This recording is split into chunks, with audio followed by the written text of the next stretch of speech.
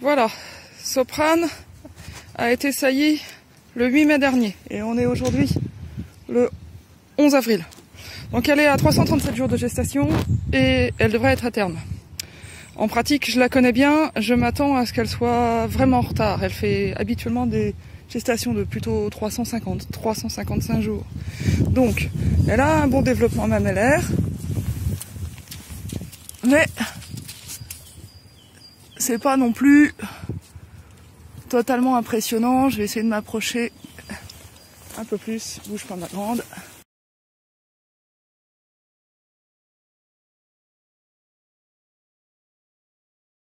Alors, j'ai pas réussi à faire une vidéo de la traite en elle-même parce que ça bougeait trop et avec deux mains, enfin voilà, je suis humaine, j'ai que deux mains. Là, je vous ai donné le résultat. J'en ai trop là. En fait, j'ai pris 2 jets et vous voyez que ça fait quoi, un petit fond de verre, quoi. Et c'est bien du lait, hein. Ça a l'air jaune comme ça, mais c'est bien du lait. Donc j'en ai trop. Donc avec un seul jet, quelques gouttes en fait, j'en ai 2 fois trop environ. Donc vous voyez que c'est quand même vraiment pas grand chose. Je remets mon chapeau. C'est l'avantage d'avoir un petit bol, un petit verre qui a un couvercle. Comme ça je peux retourner à la maison et je vais faire mes petits tests tranquillement à la maison.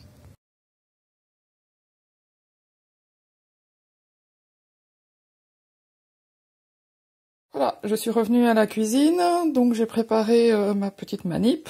J'ai mes fournitures, les bandelettes, j'ai mis dans une petite bouteille, mais c'est de l'eau déminéralisée pour faire à repasser. Le truc vraiment tout bête, sans parfum, sans additif, qui doit coûter quelque chose comme 1 euro le litre au supermarché. J'ai préparé 2 verres vides, une assiette vide, tout ça vide et propre, sec aussi, surtout si vous êtes comme moi dans une région où l'eau est dure. S'il y a du calcaire sur vos contenants, ça va fausser un peu le test. J'ai aussi 2 seringues 1 millilitre. En médecine humaine, ça s'appelle des seringues à insuline, et en médecine animale, c'est des seringues à tuberculine. Donc c'est des toutes petites, voilà, sans aiguille. Voilà, donc, première chose à faire, je vais verser un petit peu d'eau déminéralisée dans le verre, un petit peu, pour pouvoir le reprendre tout à l'heure. Voilà. Maintenant, il faut prendre la bonne quantité de lait. La bonne quantité. Alors, hop, je prends un peu, je reprends. Là, j'en ai plein, donc je suis assez tranquille. Il me faut 0,1 millilitre, mais j'ai une bulle. Donc on va faire comme les médecins, on va essayer de faire sortir la bulle, vous savez, comme dans Urgence à la télé, là. Voilà, on tapote pour que la bulle remonte. Et là, vous voyez, j'en ai trop. J'ai presque 0,2 millilitres. Donc je vais repousser un peu jusqu'à... Clac. Voilà. J'ai 0,1 millilitre. Vous voyez que c'est vraiment pas grand-chose. Je vais le mettre dans le verre vide. Alors c'est pas toujours facile d'évacuer complètement. Voilà. Ensuite, je vais prendre avec l'autre seringue qui est propre 6 fois plus. Alors si vous avez 0,1, et ben 6 fois plus c'est 0,6. Alors même topo, faut pas que j'ai de bulles. J'en ai pris un peu plus. Bon, c'est pas de la chimie fine non plus, hein, mais en gros vous devez avoir 6 fois plus d'eau que de lait. Voilà. Alors, faut mélanger. Donc, je reprends et je reprends et je relâche plusieurs fois avec la seringue à lait. Comme ça, j'ai un truc qui est bien mélangé. Ensuite,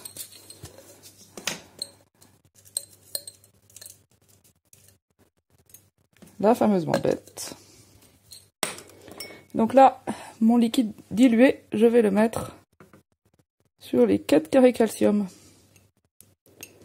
Voilà. Et attendre de voir ce qui se passe. Et comme vous pouvez le constater, Soprane ne va pas faire mentir sa règle. Elle est à... Il y a le premier carré qui est en train de virer assez poussivement. au rose. Bon, enfin, on va dire qu'il est au rose. Le deuxième qui hésite un peu entre le rose et le vert. Enfin, bon, c'est pas super convaincant. On va dire qu'elle est à 2 petits carrés. Donc, il n'y a absolument pas le feu au lac. Et puis enfin, pour confirmer, alors j'aurais dû le faire avant d'ailleurs, mais bon, vous allez me pardonner.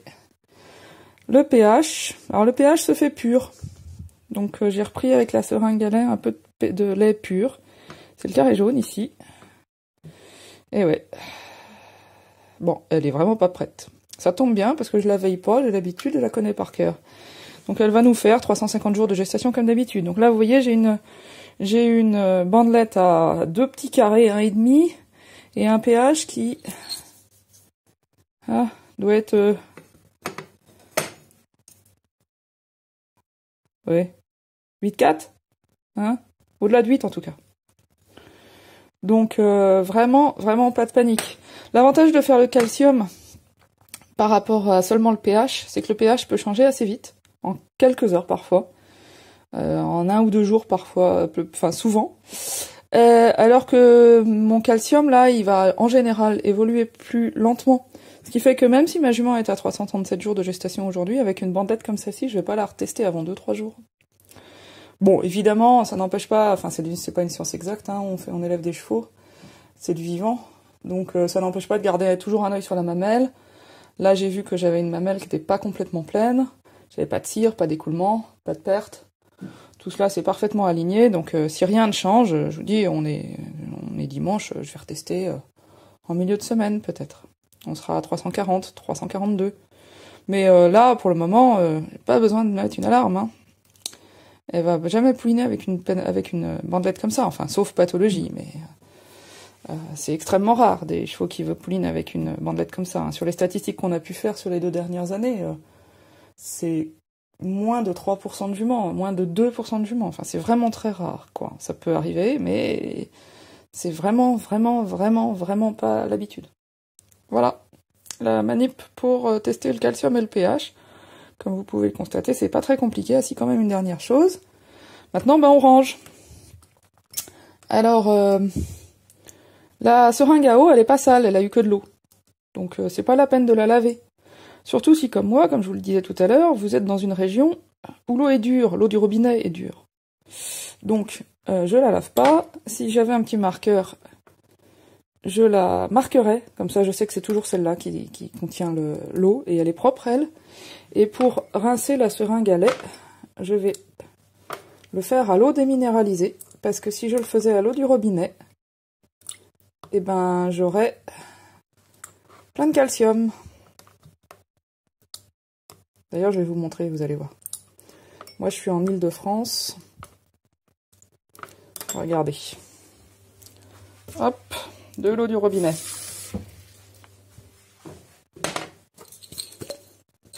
Hop. Une bandelette neuve.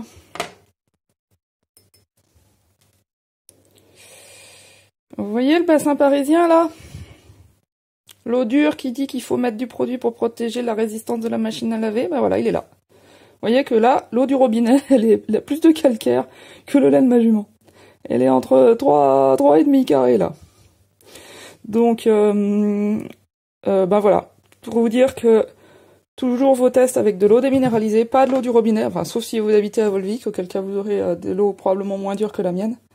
Mais jamais d'eau du robinet pour faire ce test. Toujours dilué pour le calcium.